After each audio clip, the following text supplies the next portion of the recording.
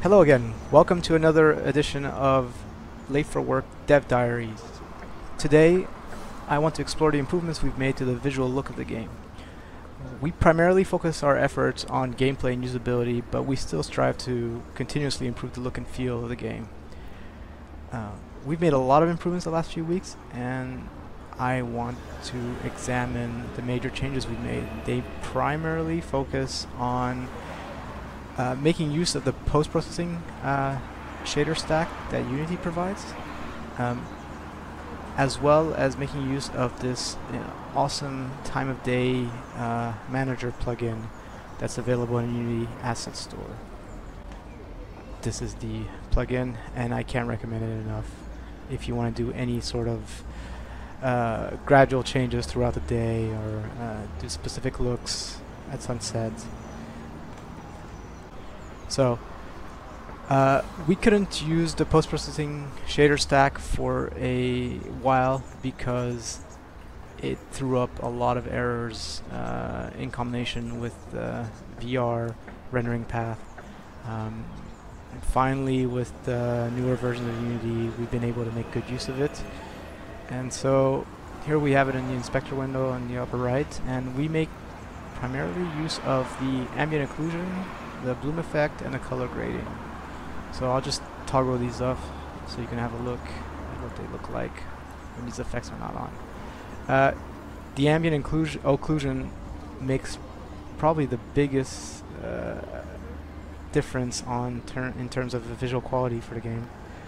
But both the bloom and the color grading add a lot of little subtle details that really improve the overall look and feel.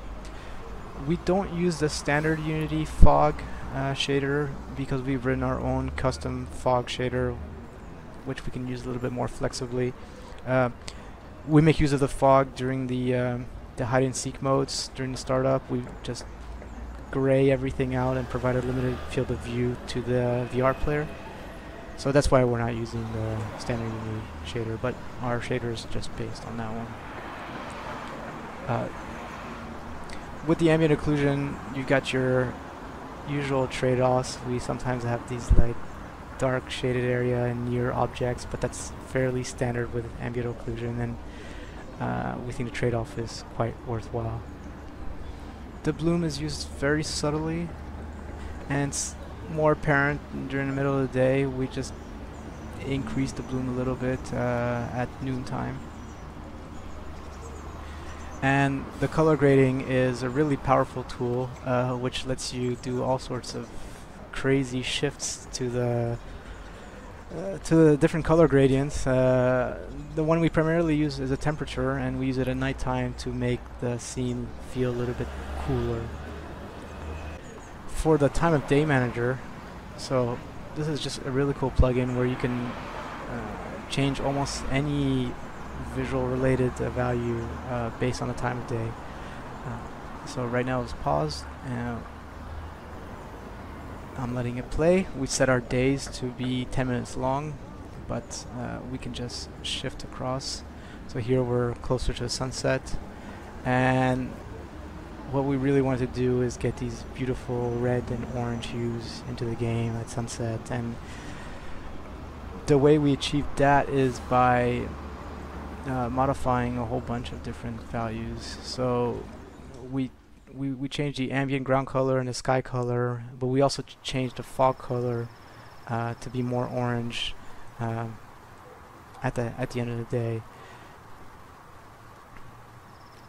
So let me just scrub back.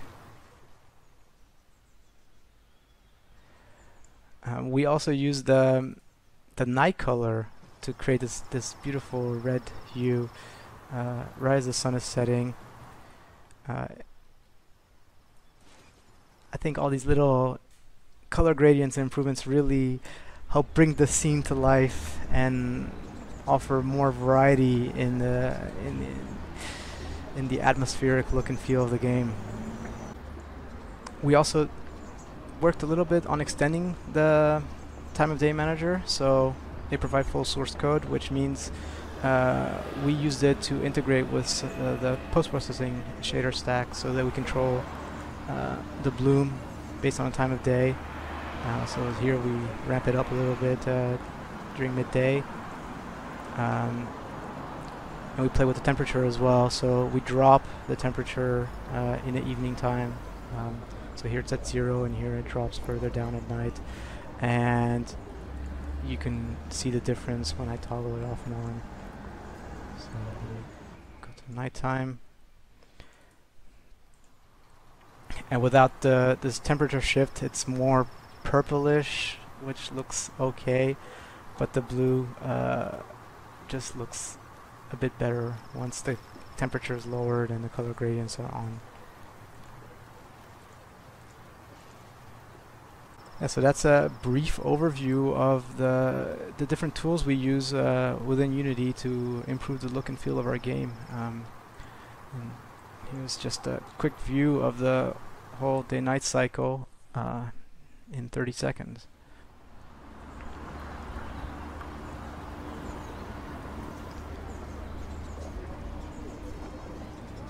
So we really we worked with a freelance creative director who helped set a few target palettes for the different times of day, and then we used our tools to try to match these effects as closely as possible.